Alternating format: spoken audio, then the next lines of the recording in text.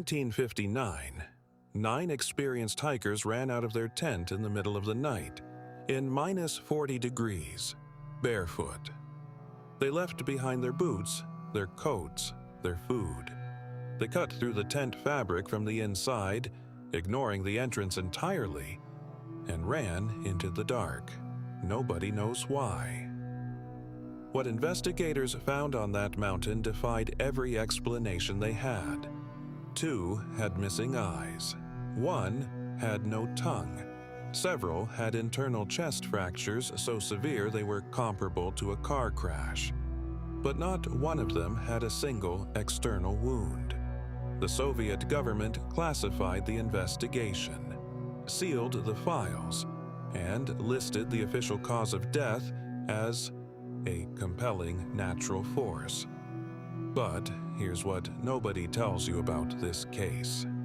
The lead investigator admitted, 30 years later, that his team had seen something above the mountain that night.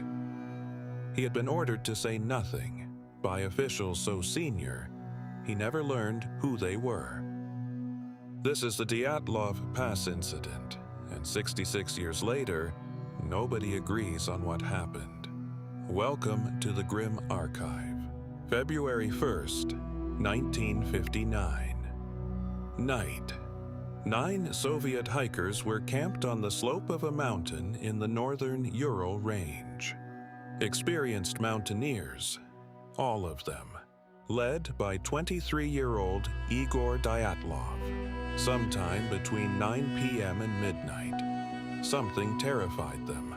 They cut their way out of the tent from the inside, using knives, abandoning the entrance entirely, leaving behind their boots, their coats, their food, their equipment.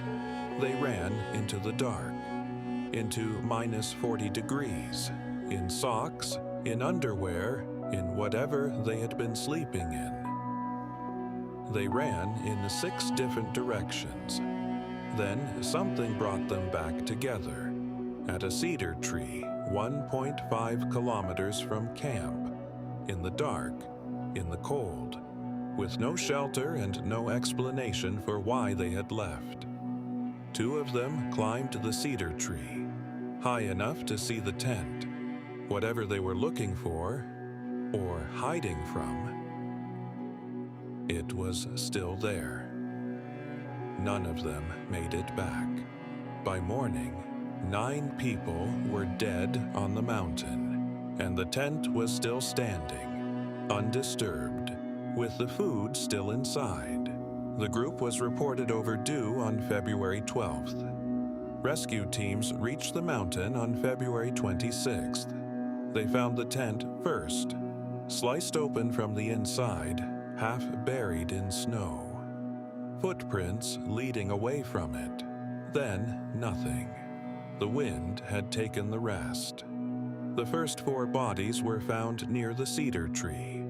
Dyatlov, face up in the snow, fists clenched, head turned toward the tent. Kolmogorova, 300 meters further, frozen mid-crawl, as if she had been trying to get back to camp alone. But here's what makes this case unlike any other. The remaining 4 were found in May, buried under 4 meters of snow in a ravine, and their injuries were unlike anything the forensic team had seen. 2 had fractured skulls. 2 had chest fractures so severe the lead pathologist compared them to the force of a high-speed car crash.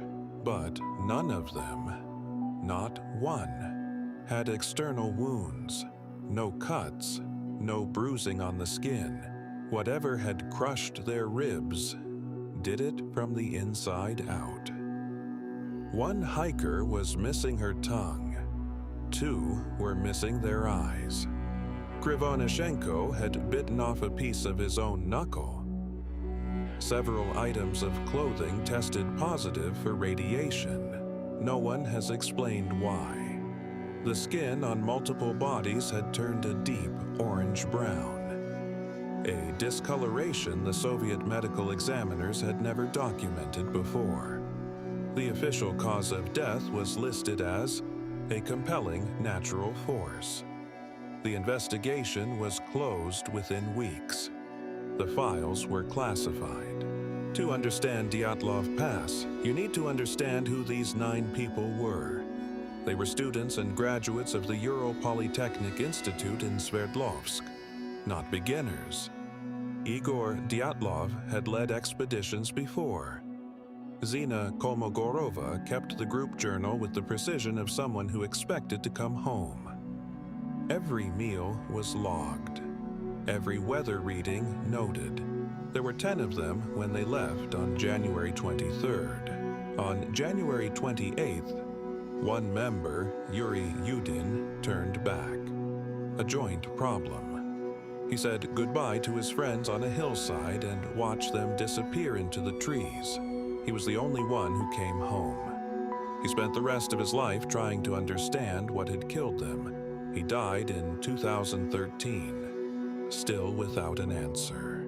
What the Soviet investigation quietly documented and then buried was this. On the night of February 1st, and in the weeks that followed, multiple independent witnesses reported seeing glowing orange spheres above the Ural mountain range. Meteorological service workers, military personnel, hikers on other expeditions. These sightings were logged in the Central Committee of the Communist Party archives. Report number 2866. Filed February 17th. 2 weeks after the group died. The witnesses were ordered to stay silent. The lead investigator, Lev Ivanov, admitted in 1990, 30 years after the fact, that he had seen the spheres himself, that he had been told by senior officials to remove any reference to them from the investigation file. He never learned who gave the order. In 2020, the Russian government issued its official conclusion: a slab avalanche. Snow displaced by the tent cut into the hillside. The force of it, and they argued, explained the internal injuries. The cold explained the deaths. Most scientists accepted this.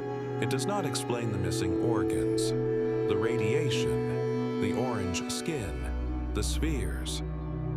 The second theory is infrasound.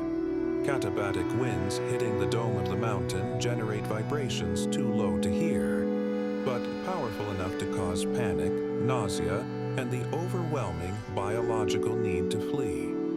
Researchers have demonstrated this in laboratory conditions. It does not explain the injuries. Then there is the theory that most researchers refuse to say out loud.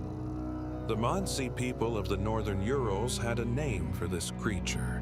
They called it the Menk, a figure, enormous, covered in dark fur, reported for generations in the Ural mountain range. In 1959, in the weeks after the group died, Soviet investigators interviewed Mansi villagers. Several described seeing something large moving across the mountain slopes on the night of February 1st. The investigators noted it in the file, then closed the file. The Menk theory explains the panic, the tent cut from the inside, the desperate run into -40 with no shoes. It does not explain the radiation, and the Soviet government did not classify avalanche reports. The third theory is older and colder. The Mansi people were not strangers to that mountain. For generations, they had considered it forbidden, sacred in a way that meant, do not enter. Some investigators believed the group had unknowingly crossed into Mansi territory, that the deaths were not an accident. There were no witnesses, no suspects, no evidence that was ever made public. The theory was considered. Then it disappeared from the record entirely. The fourth theory has never been properly dismissed. Soviet military weapons testing, parachute mines. devices engineered to detonate above a target and produce catastrophic internal injuries through concentrated shockwave force, with minimal damage to the skin. Russian records confirm active testing in the Ural region during this period. The orange spheres witnessed by meteorological workers, military personnel, and other hikers are consistent with parachute flare deployment. The internal injuries match documented shockwave trauma. The radiation is consistent with experimental ordnance contamination, and the seniority of whoever ordered the file sealed is consistent with someone who had something to hide. The fifth theory concerns a man named Semyon Zolotaryov, the oldest of the group, 38 years old, the only one with tattoos. Unusual for the era, unusual for a Soviet civilian. He joined the expedition at the last minute, replacing another hiker without explanation. In 2018, researchers requested a DNA test on the body buried in his grave. The test excluded kinship with his own niece. Zolotaryov is not in his grave. Someone else is. Nobody knows where he went. Nobody knows who he was. And the Soviet file that might have told us is one of the sections that was missing when the archives were partially released in 2019. 6 theories, 9 bodies, 0 answers the investigators were allowed to give. The official cause of death remains a compelling natural force. The pass is named after Igor Dyatlov, named by the rescue teams who found his body there. But the mountain itself, the one they died on, already had a name. The Mansi people, the indigenous people of the northern Ural region, had lived near this mountain for centuries. They refused to go near it.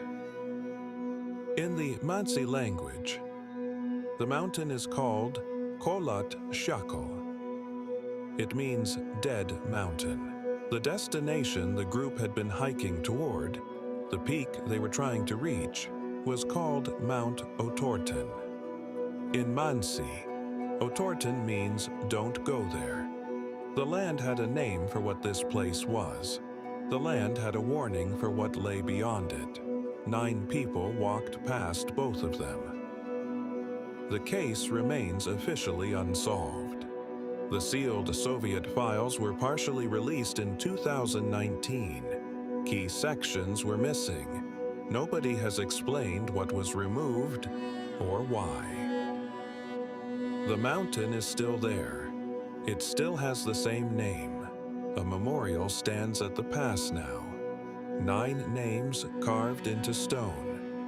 9 people who went into the mountain and did not come back. Yuri Yudin, the one who turned back, visited it every year until he died. He said once that he spent 50 years asking the same question. What made them run? Not what killed them. What made 9 experienced mountaineers, in the dark, in -40 degrees, cut their way out of their only shelter and run.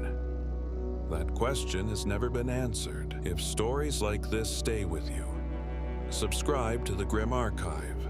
New cases every week. The ones history tried to bury.